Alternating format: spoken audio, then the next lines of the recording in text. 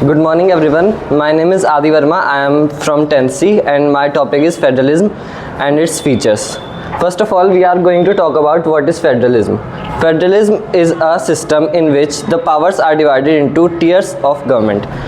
जैसे कोई भी कंट्री है उसमें अलग अगर टीयर्स में पावर डिवाइड हो रखी है, जैसे लेजिस्लेटिव, एग्जीक्यूटिव या जुडिशरी, ये तो डिवीज़न ऑफ पावर हो गए, और जैसे स्टेट गवर्नमेंट या यूनियन गवर्नमेंट में भी तो उसे फेडरलिज्म कहेंगे। जो फेडरलिज्म चैप्टर हैं उसमें हमने 3 टाइप की सिस्टम्स पढ़े हैं, unitary system, semi federal system और federal system. Semi federal system को हम इंडियन सिस्टम भी कहते हैं क्योंकि ये कुछ फीचर्स यूनिटरी सिस्टम के रखता है और कुछ फीचर्स फेडरल सिस्टम के रखता है। तो आज हम फेडरल सिस्टम के ऊपर के फीचर्स जानेंगे।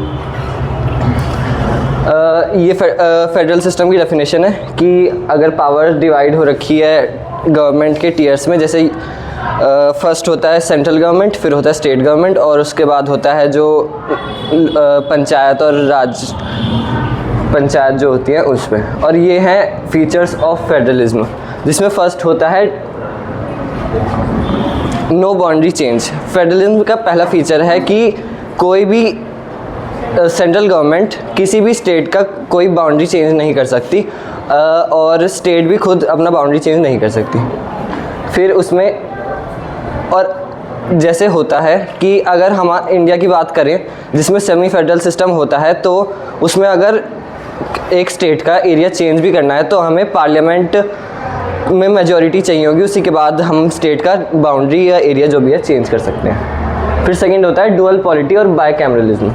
डुअल पॉलिटी होता है जो मैंने बताया आपको कि वही टीयर्स ऑफ गवर्नमेंट में पावर डिवाइड करना, और बायकैमरलिज्म का मतलब होता है जैसे कि कोई भी लेजिस्लेटिव बॉडी है जैसे पार्लियामेंट, तो उसमें हाउसेस डिवाइड कर देना, जैसे अपर इंडिया में भी है अपर हाउस और लोअर हाउस। तो बायकैमरलिज्म का मतलब ये होता है, और ये एक आप डिसेंट्रलाइजेशन ऑफ पावर का डायग्राम देख सकते हैं, जिसमें सबसे ऊपर आता है सेंट्रल गवर्नमेंट, फिर स्टेट और फिर लोकल सेल्फ गवर्नमेंट। फिर है division of powers. Division of powers हमारे कॉन्स्टिट्यूशन में लिखा हुआ है कि अलग अलग लिस्ट के हिसाब से हो रखा है। जैसे इंडियन सिस्टम के बारे में बात करेंगे तो हमारे कॉन्स्टिट्यूशन में अलग अलग लिस्ट बनी हुई है, कॉन्करेंट लिस्ट, यूनियन लिस्ट और स्टेट लिस्ट, और एक चौथी लिस्ट भी होती है रेजिडुअरी लिस्ट, जिसमें वो सब्जेक्ट्स आते हैं जो तीनों लिस्ट में नहीं आते, और वो प्राइमरीली सेंट्रल गवर्नमेंट ही उस पर वर्क करती है। तो यूनियन लिस्ट में जो भी सब्जेक्ट्स आएंगे वो सेंट्रल गवर्नमेंट वर्क करेगी, स्टेट लिस्ट में जो भी सब्जेक्ट्स या जो भी काम होंगे वो स्टेट गवर्नमेंट, और कॉन्करेंट लिस्ट ऐसा होता है जिसमें बोथ सेंट्रल और स्टेट गवर्नमेंट अपने लॉ या कुछ डिसीजंस बना सकते हैं। फिर होता है equal representation according to states.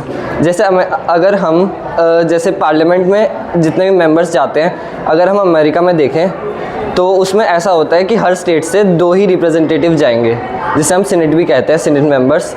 लेकिन इंडिया में ऐसा नहीं है। इंडिया में रिप्रेजेंटेशन जो होता है जैसे पार्लियामेंट में भी, तो वो जैसे कोई स्टेट की पॉपुलेशन ज़्यादा तो उसमें से मेंबर्स भी ज़्यादा जाएंगे और पार्लियामेंट में, और अगर स्टेट में पॉपुलेशन कम है तो उसके हिसाब से अकॉर्डिंग टू पॉपुलेशन रहता है इंडिया में।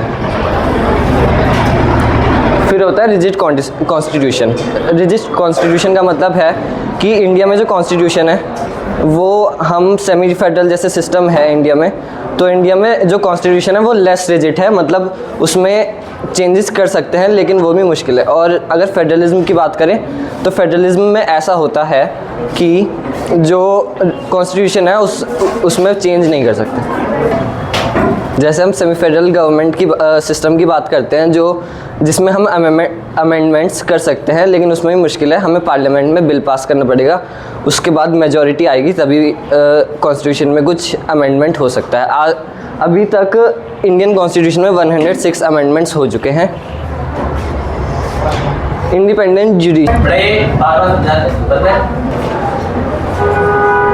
इंडिपेंडेंट जुडिशरी का मतलब होता है जैसे हमारे इंडिया में अलग अलग टाइप के कोर्ट्स हैं, सुप्रीम कोर्ट, हाई कोर्ट और सबऑर्डिनेट कोर्ट्स। तो इनके ऊपर कोई भी जैसे सेंट्रल पावर कोई भी इन्फ्लुएंस नहीं डाल सकती, वो अपना इंडिपेंडेंट है और अपने इंडिपेंडेंटली ही डिसीजंस मेक करेंगे। और डुअल सिटीजनशिप, जैसे इंडिया में अगर हम बात करें तो डुअल सिटीजनशिप नहीं है, सिंगल सिटीजनशिप है, और मतलब यहाँ जो भी रहेगा वो इंडियन ही है। और जैसे हम यूएस की बात करें तो उसमें अगर कोई न्यूजीलैंड में रह रहा है तो वो पहले फर्स्ट सिटीज़न है जो वो न्यूजीलैंड का होगा, उसके बाद यूएस सिटीज़न होगा वो। तो ये है डुअल सिटीजनशिप।